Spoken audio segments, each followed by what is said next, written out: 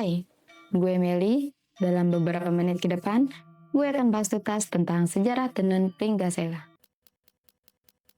Oke, jadi ada satu desa namanya itu Desa Pringgasela. Nah, dari yang gue denger nih ya, Desa Pringgasela itu diambil dari dua kata, di mana ada Pringga itu berarti bambu atau kekuatan, dan Sela itu berarti kerajaan Selaparang. Dan katanya kerajaan Selaparang itu memilih desa ini tuh gara-gara wilayahnya itu strategis dan memiliki sumber daya alam yang subur. Dan Pringgasela ini dikenal dengan tanah para pejuang. Selain memiliki wilayah yang strategis dan sumber daya alam yang subur, desa ini juga dikenal dengan tradisi menenunnya. Dan tradisi itu sudah ada tuh dari sejak tahun 1900-an. Itu dari yang gue denger tuh. Sebenarnya nggak ada yang tahu pasti kapan tradisi menenun itu ada di Pringgasela.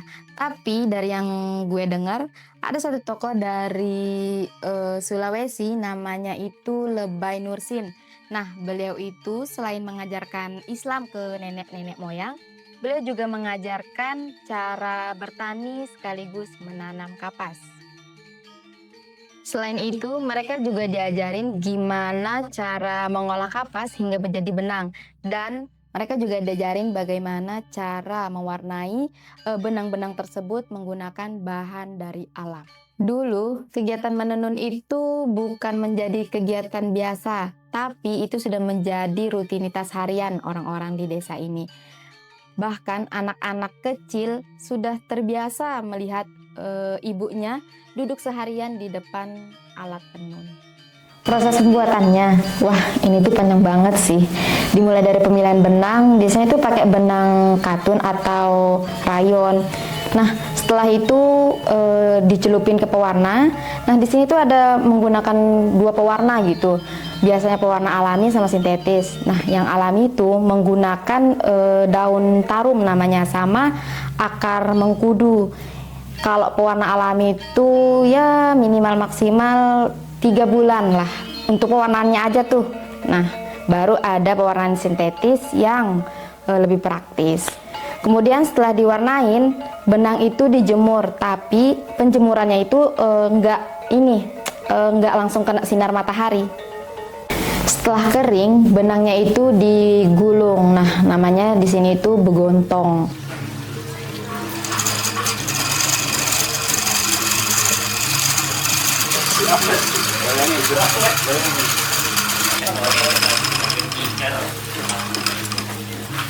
Setelah itu masuk ke proses selanjutnya itu ada namanya rani. Nah, di proses inilah kita mengumpulkan benang sesuai motif yang kita inginkan. Setelah benang itu dikumpulkan sesuai motif yang kita inginkan, lalu masuk ke proses selanjutnya itu benangnya dimasukin ke ada namanya kalau di sini ya namanya itu suri, namanya tusuk suri. Nah, bentuknya itu kayak sisir. Jadinya di benang yang kita udah susun tadi itu kita masukin satu-satu tuh ke sisirnya, dan itu memerlukan fokus gitu, harus teliti ketika memasukkan benangnya itu. Setelah itu masuk ke proses begulung namanya. Di sini tuh memerlukan 2 orang, yang satunya menahan dan satunya lagi tuh menggulung benang yang sudah ditusuk suri tadi.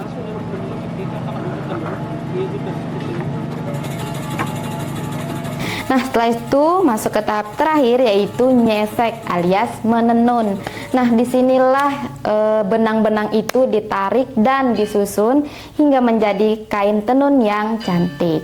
Mungkin prosesnya agak sedikit ribet dan panjang ya, tapi setiap prosesnya itu mempunyai cerita-cerita sendiri yang unik.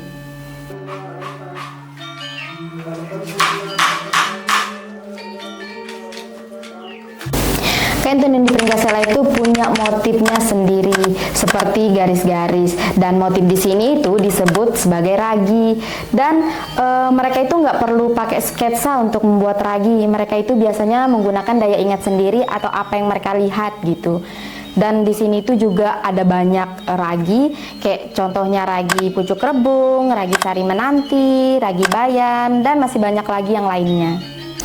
Sekarang sih nggak semua anak muda ya bisa menenun atau bahkan mau menenun, tapi juga masih ada juga yang peduli, kayak misalnya bantu ngajarin anak-anak kecil, bantu promosiin, atau bahkan memadukan gaya kekinian dengan tenun.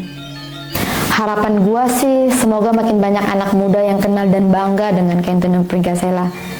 Gak harus bisa nenun, tapi cukup peduli dan mau mengenalkan ke dunia. Karena ini bukan hanya sekedar kain, tapi ini merupakan jati diri mereka.